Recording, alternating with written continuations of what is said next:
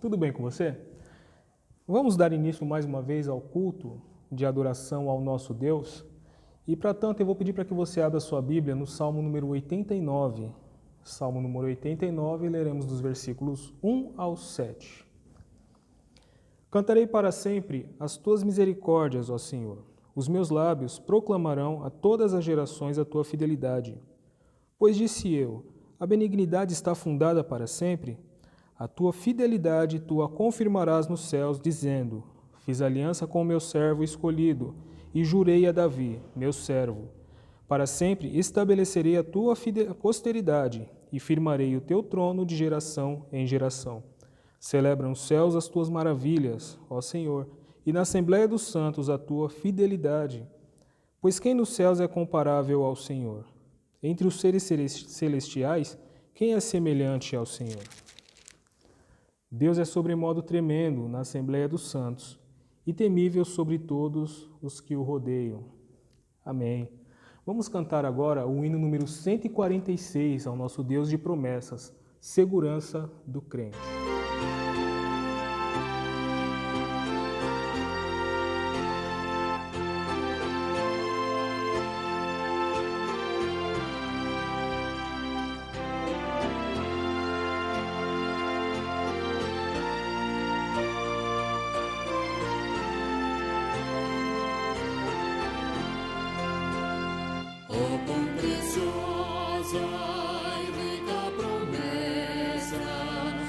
Jesus Cristo, celeste Rei, ao que confia na sua graça, diz Ele, nunca te deixarei. Oh, não temas, pois eu contigo sempre serei.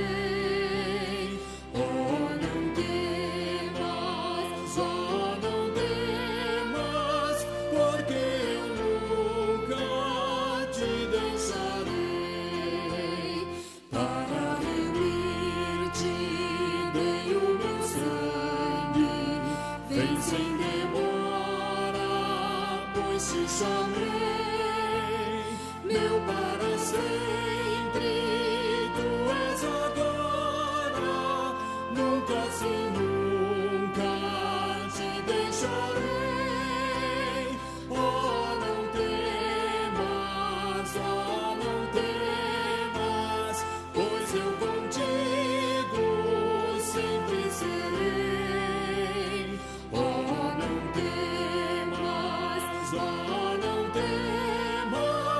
Porque eu nunca te deixarei.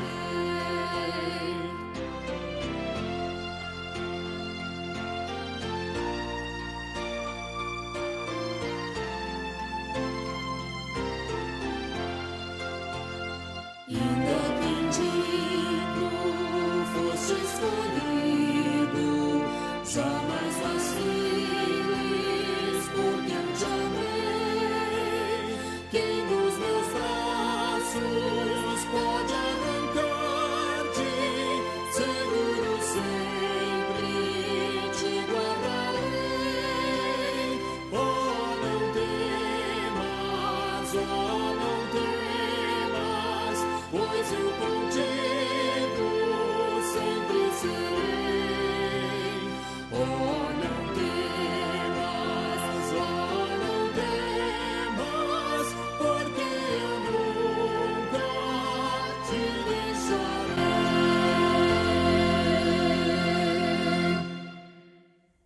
Amém. Pause o seu vídeo nesse instante e faça uma oração de adoração junto aos membros de sua família.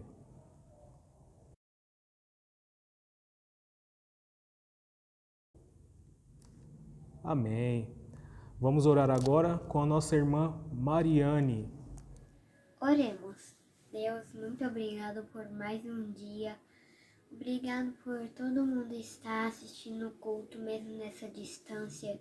Eu e meu pai que está fazendo culto, todo mundo que está ajudando.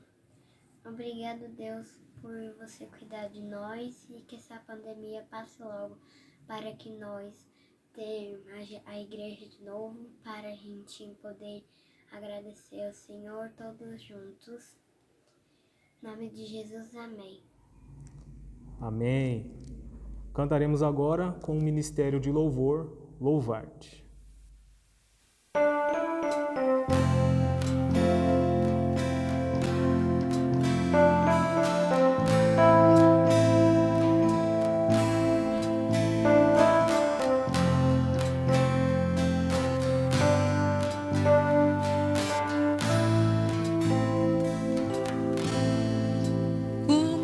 Escrever, como explicar o amor que vai de leste a oeste e nunca mais vai terminar. Tu me conheces bem, tu sabes quem eu sou. Não há como me esconder de ti, sempre sabes onde estou. É de coração tudo que eu disser, num hino de louvor a Jesus de Nazaré. E se as palavras não mostrarem como é grande a minha gratidão, mesmo assim, Senhor, recebe meu louvor, é de coração. Se eu fizer chover palavras de louvor, ainda assim será tão pouco frente a este grande amor. Por isso escute o pulsar do meu coração. És o caminho, a vida e a verdade, te dou a minha gratidão. É de coração tudo que eu disser, num hino de louvor a Jesus de Nazaré. E se as palavras não mostrarem como é grande a minha gratidão, mesmo assim, Senhor, recebe meu louvor, é de coração.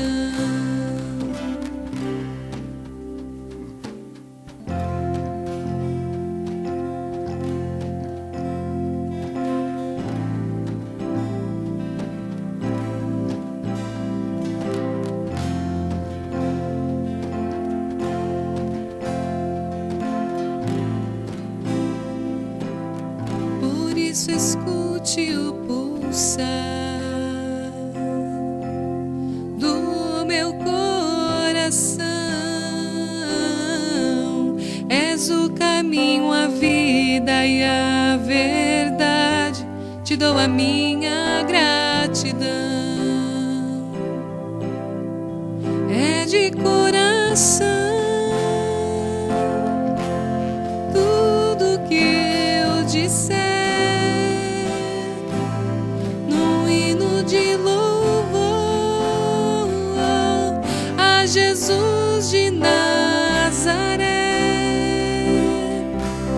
E se as palavras não mostrarem como é grande a minha gratidão, mesmo assim, Senhor, recebe meu louvor, é de coração. Mesmo assim, Senhor, recebe meu louvor, coração. Mesmo assim, Senhor, recebe meu louvor, é de coração. Olá, tudo bem?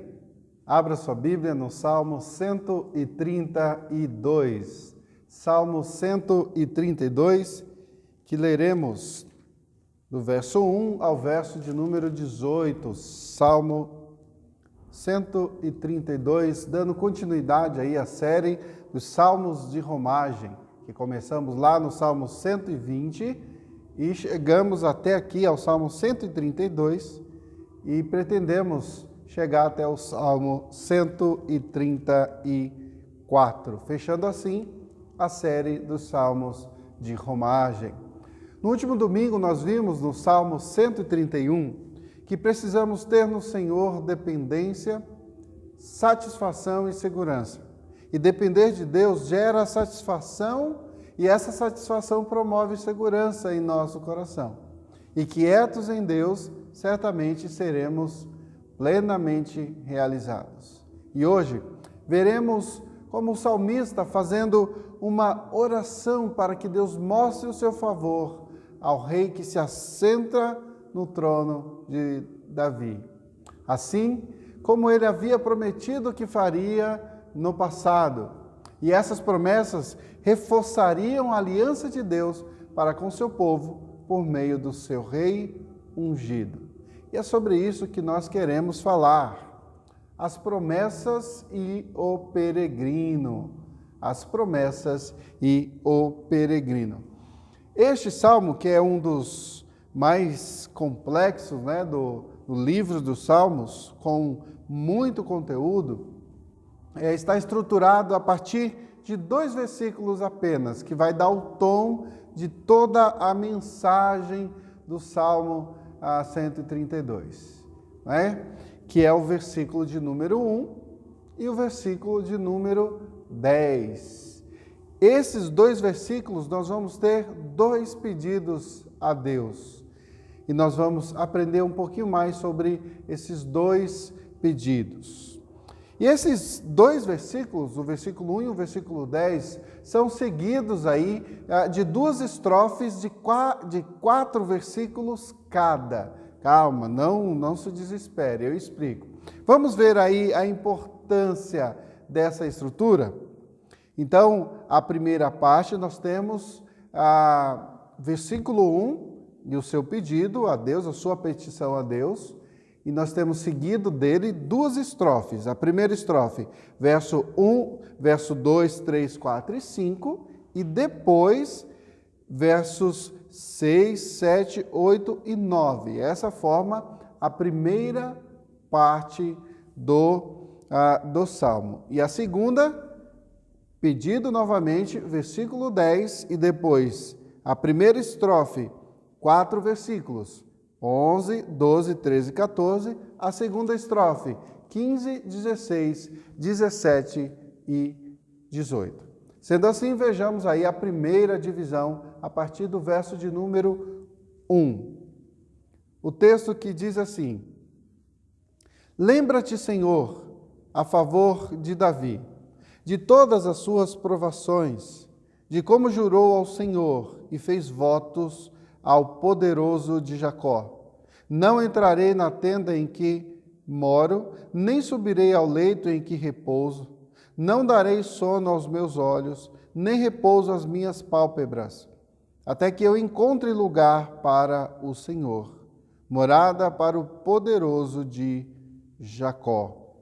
Ouvimos dizer que a arca achava-se em Efrata, e a encontramos no campo de Jaar. Entremos na sua morada, adoremos ante o estrado de seus pés. Levanta-te, Senhor, entra no lugar do teu repouso, tu e a arca de tua fortaleza. Vistam-se de justiça os teus sacerdotes e exultem os teus fiéis. Por amor de Davi, teu servo, não desprezes o rosto do teu ungido. O Senhor jurou a Davi com firme juramento, e dele não se apartará. Um rebento da tua carne farei subir para o teu trono. Se os teus filhos guardarem a minha aliança e o testemunho que eu lhes ensinar, também os seus filhos se assentarão para sempre no teu trono. Pois o Senhor escolheu a Sião, preferiu-a por sua morada. Este é para sempre o lugar do meu repouso. Aqui habitarei, pois o preferi. Abençoarei com abundância o seu mantimento e de pão fartarei os seus pobres. Vestirei de salvação os seus sacerdotes e de júbilo exultarão os seus fiéis. Ali farei brotar a força de Davi. Preparei uma lâmpada para o meu ungido. Cobrirei de vexame os seus inimigos, mas sobre ele florescerá a sua coroa. Oremos mais uma vez ao Senhor. Pai bendito, é em nome de Jesus que nós suplicamos a Ti que fale conosco, que nos ajude neste momento, nessa reflexão da Tua palavra tão profunda, Senhor, e que alcança a nossa alma com tal impacto, ó Deus, que a nós nos resta apenas responder a Ti, ó Pai. Fica conosco, Senhor, fala conosco, e em nome de Jesus que nós oramos. Amém. Então, nessa primeira parte aqui, verso de número 1 começa da seguinte maneira: lembra-te, Senhor, a favor de Davi, de todas as suas provações. Lembra-te, Senhor, a favor de Davi. No verso 1 aqui, o rei Davi faz um juramento, um voto de abnegação. E por conta desse juramento, enfrentou várias provações. Mas que juramento foi esse? Os versos seguintes vão nos mostrar.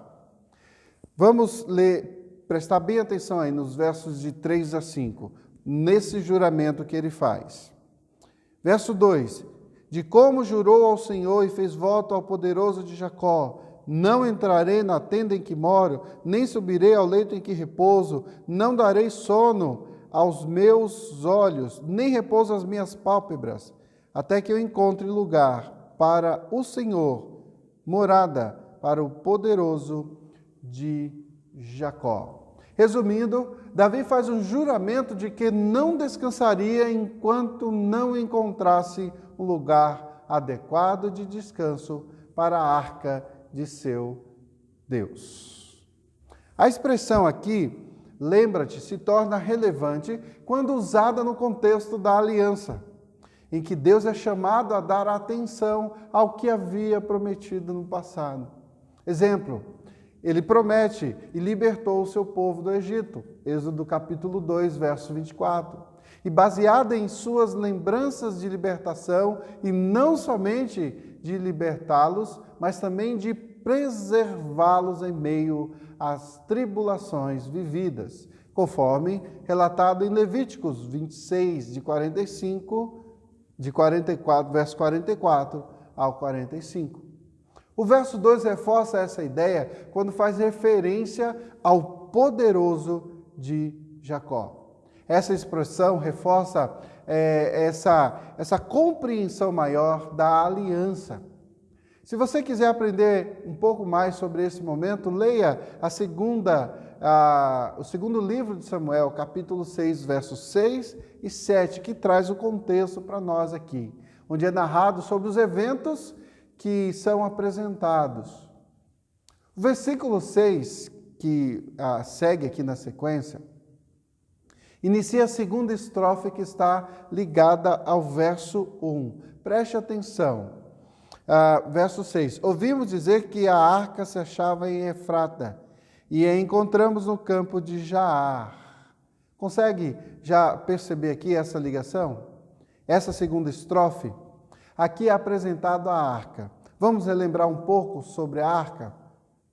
Se você não lembra, a arca era uma caixa de aproximadamente 1,25 m de comprimento e 75 centímetros de profundidade e de largura. Era feita de madeira e coberta com ouro. A tampa de cima da arca era feita de ouro puro e era chamada de propiciatório. E em cima dela, 2 querubins voltados um para o outro de frente sobre essa tampa, com suas asas fechadas e apontando para o centro.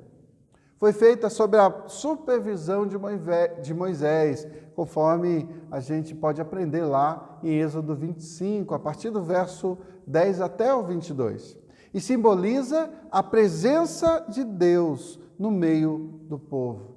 A arca havia acompanhado o povo desde o Monte Sinai, através do deserto, e guardada posteriormente em Siloé, desde o tempo da conquista, em uma certa batalha. A arca foi capturada pelos filisteus, até que se tornou um grande problema para eles, e trazendo assim maldição, pragas, dor e morte para eles. O que fez com que eles se desfizessem dessa arca, devolvendo-a. E a arca foi parar lá na vila de Kiriat Jearim, onde ficou até que Davi veio buscá-la e colocá-la no lugar de honra em Jerusalém. Dentro da arca tinha a tábua dos 10 mandamentos, uma porção do maná e o cajado de Arão.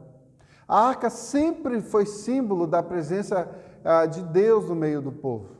E Davi precisava trazê-la de volta para colocá-la no templo que queria construir para Deus. E Davi demonstra um zelo, um desejo profundo pelo seu Senhor. Dessa forma, ele traz a arca, mas não pode construir o templo que tanto ele queria, pois ele estava incomodado em estar confortável, gozando de paz, e a arca perdida, andando por sabe lá onde. Pois Deus havia proibido Davi de construir o templo. E essa missão tão importante fica a cargo de seu filho Salomão, que aqui, no verso 7, retrata o momento exato em que a arca é trazida ao templo. Este templo que foi construído de forma milimetricamente planejada pelo próprio Senhor. E ele Salomão faz uma oração que inicia o verso 7 e vai até o verso de número 10. Vamos ver esta oração? Versículo de número 7, leia comigo. Entremos na sua morada, adoremos ante o estrado de seus pés. Levanta-te, Senhor, entra no lugar do teu repouso, tu e a arca de tua fortaleza. Vistam-se de justiça aí os teus sacerdotes e exultem os teus fiéis, por amor de Davi teu servo. Não desprezes o rosto do teu ungido. Não desprezes o rosto do teu ungido. Aqui, do versículo 7 até o versículo 9, o quadro apresentado é um momento de celebração, como nós vimos agora há pouco. A presença de Deus no meio do povo, simbolizado pela arca, trazia consigo o cumprimento de muitas promessas. Ela agora estava onde deveria estar, na sua morada, como vimos no verso 7. Lugar do seu repouso, como diz o versículo de número 8. Ela é chamada a arca da sua fortaleza, a arca da força de Deus, porque representava a própria presença do Deus de poder com o seu povo.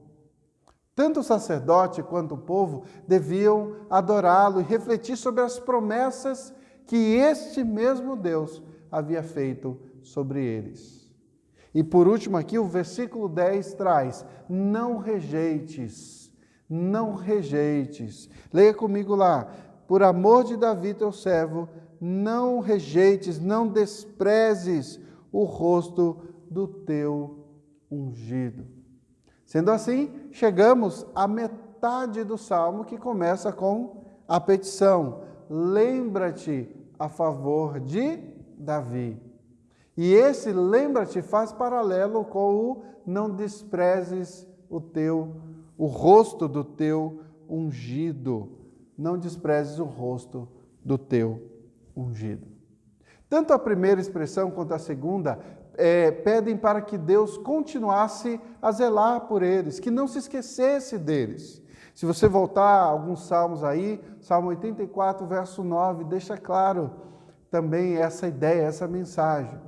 E não somente que continuasse a zelar por eles, mas que jamais deveria desviaria o seu amor pactual da linhagem de Davi. Vejamos então os versículos seguintes, versículos de 11 a 14. Que enquanto na primeira metade mostrava o juramento de Davi, aqui veremos o juramento do Senhor e as promessas feitas a Davi. Agora são reiteradas a seu filho Salomão. Promessas de bênção e promessas à sua geração, desde que esse fosse obediente, que esse povo fosse obediente. Como está aí o verso de número 11. O Senhor jurou a Davi conforme juramento, e dele não se apartará. Um rebento da tua carne farei subir sobre o teu trono. Verso 12. Se os teus filhos guardarem a minha aliança e o testemunho que eu lhes ensinar, também os seus filhos se assentarão para sempre no teu trono. Um rebento da tua carne aqui se refere às gerações que viriam, né? A herança, os filhos que viriam a partir de Davi. Mas o interessante aqui é notar que essa promessa dada por Deus não é observada pelos descendentes de Davi.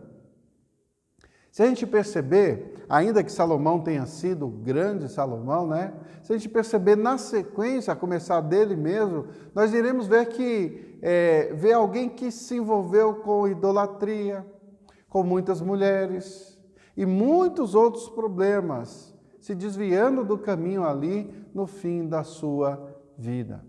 E o que dizer de quem vem a seguir, né? Roboão, que dividiu o reino e trouxe dor e sofrimento e assim por diante, todos os outros que se seguiram após ele.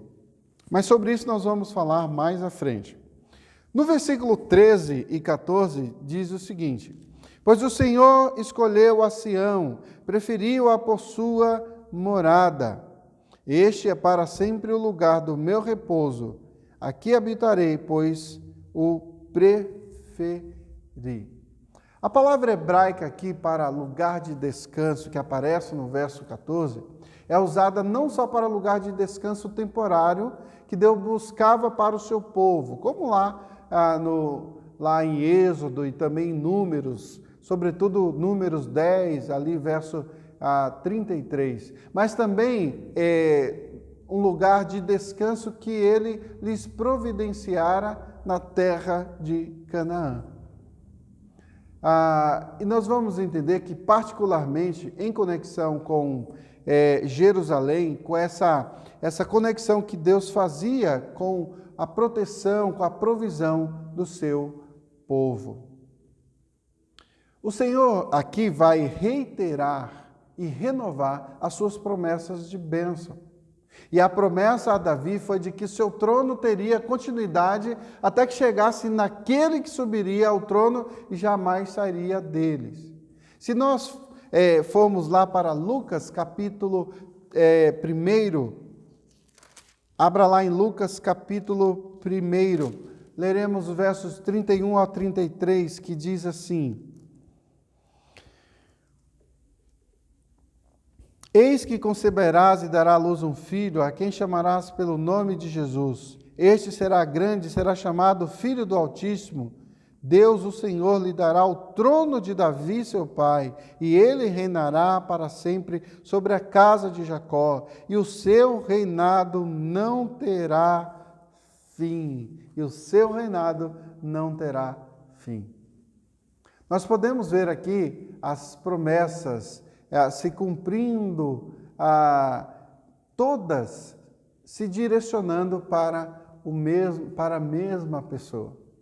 E o Salmo vai terminar aqui, no versículo 18, com um contraste interessante entre o seu rei, o rei das promessas, né, o rei das profecias, e seu povo, e os seus inimigos. Note o contraste que ele faz aqui. Enquanto os sacerdotes se vestiam de justiça e salvação, os inimigos se vestiam de vexame e de vergonha. A família de Davi não somente cresce, mas floresce em Jesus Cristo, como a gente acabou de ler em Lucas capítulo 1. Mas, como dissemos antes, Como esses reis, a começar de Salomão e seu filho, poderiam ser a descendência de Davi tão esperada?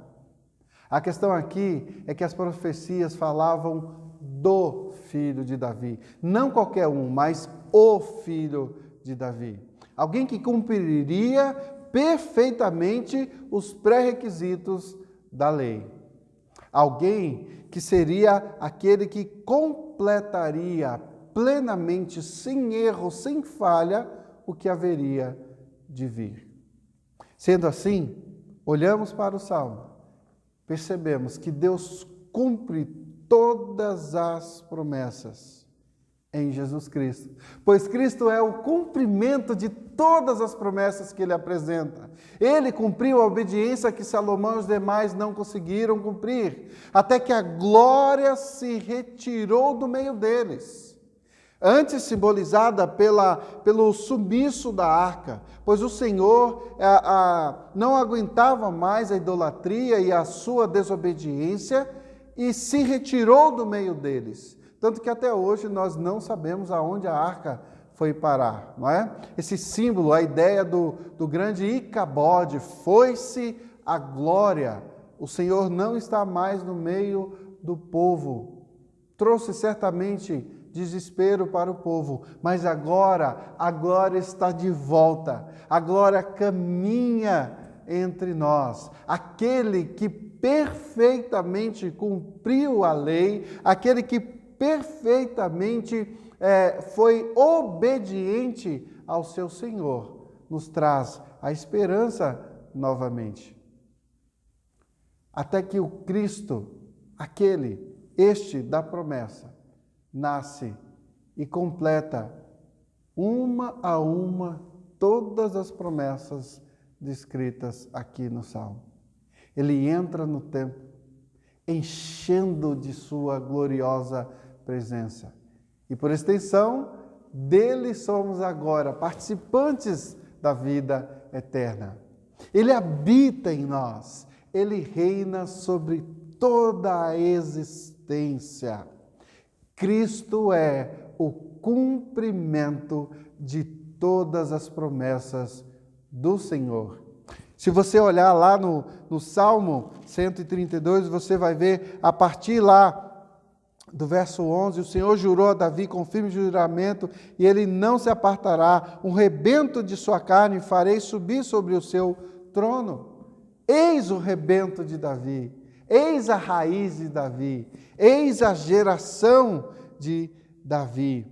Verso 12, se os seus filhos guardarem a minha aliança e o testemunho que eu lhes ensinar, também os seus filhos se assentarão para sempre no seu trono. Ainda que eles não cumprissem plenamente, o Cristo cumpriu. Não somente essa, mas todas as profecias. Abençoarei com abundância, diz o verso 15, o seu mantimento de pão fartarei os pobres. Ele é o pão da vida, que sacia a todos que necessitam. Verso 16, vestirei de salvação os seus sacerdotes e de júbilo exultarão os seus fiéis. Ele é a salvação do seu povo, ele é o nosso sumo sacerdote. Ali farei brotar a força de Davi, prepararei uma lâmpada para o meu ungido. Ele é a luz para o nosso caminho. Ele é aquele que foi coroado para reinar plenamente.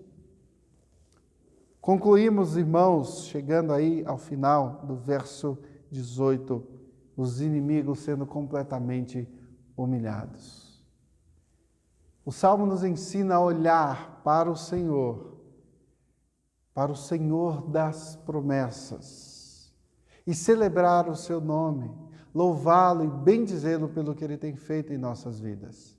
Crer que essas promessas se cumprirão no momento pré-determinado por ele. E a nós está reservado estar com o Rei Jesus naquele grande dia. Algumas breves aplicações. Devemos viver uma vida baseada nas promessas divinas. Se a gente for olhar para o mundo focar no mundo ao nosso redor e nos problemas, certamente a gente entraria em desespero, como muitos têm assim vivido, não é? Então, viva uma vida baseada nas promessas, não promessas vãs, sem sentido, mas promessas reais, de um Jesus Cristo real, verdadeiro, que entrou na história e que cumpriu todas essas promessas. Devemos olhar para o passado como fonte de certezas plenas e viver o presente com a esperança renovada. Olhamos para o passado e entendemos, ele nos dá a certeza de que tudo se cumpriu. Vivemos o presente com a fonte de energia renovada nas promessas dele. E devemos aguardar o futuro com a certeza de que essa renovação será plena, em Cristo Jesus, com Cristo Jesus. E por último, devemos suplicar ao Senhor que não desvie o seu rosto de nós. E que assim o Senhor nos abençoe. Vamos orar mais uma vez? Santíssimo Pai, muito obrigado, Senhor, porque a Tua palavra exposta nos ensina, Senhor, a olhar, a suplicar que o Senhor nos ajude, que o Senhor esteja conosco, mas acima de tudo, nos reforça, Senhor, a ideia no coração de termos, Senhor, a certeza de que as Tuas promessas se cumprirão, tendo na maior delas o Cristo Jesus. Louvado seja o Teu nome, Senhor, pela Tua palavra escrita. É somente o nome dele que oramos a Ti. Amém. E agora, irmãos, que a graça do Senhor Jesus Cristo, o amor de Deus o Pai e a comunhão do Espírito Santo sejam convosco, hoje e para todo sempre. Amém.